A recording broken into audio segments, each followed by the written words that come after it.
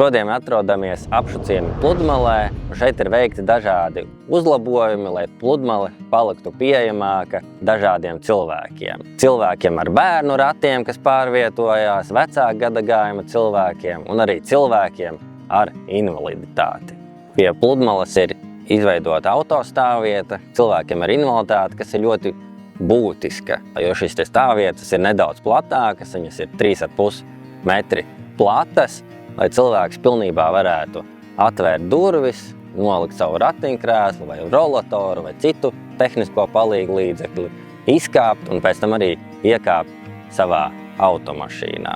Pludmalēs visiem būtiska lieta ir pārģērbšanās kabīne.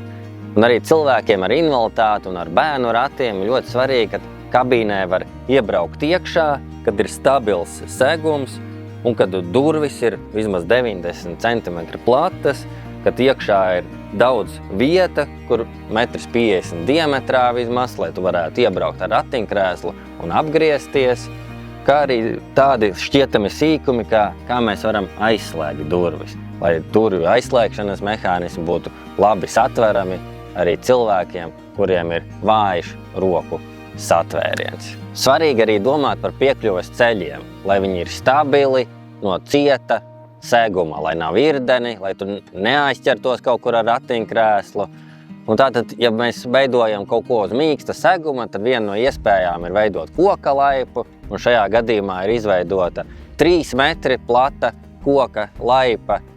Un skaitās, lai cilvēki varētu brīvi ar bērnu ratiem, piemēram, samainīties, 1,80 m ir pats minimums.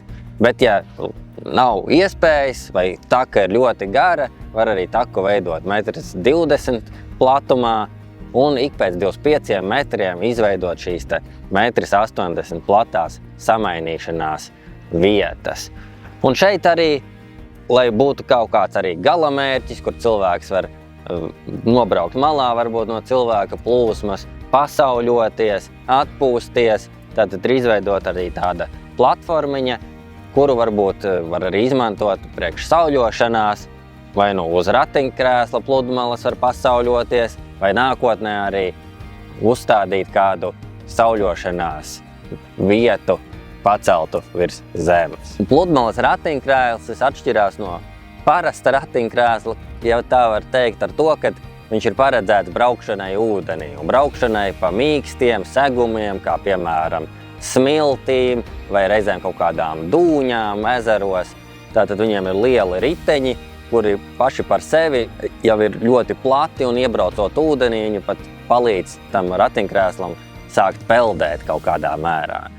Un šo te ratiņkrēslu principā var arī izmantot kā lāvu, kā sauļošanās vietu, jo viņam ir regulējama atzveltne. Protams, vienmēr jārēķinās, ka ar šādu ratiņkrēslu cilvēks pats nevar pabraukt, vienmēr jābūt kādam, kas cilvēkam palīdz. Varbūt palīdz nedaudz iesēsties šajā ratiņkrēslā un viennozīmīgi jāpalīdz ar viņu pārvietoties, jo cilvēks pats ar viņu nevar braukt. Kādam tas ratiņkrēsls ir jāstumj.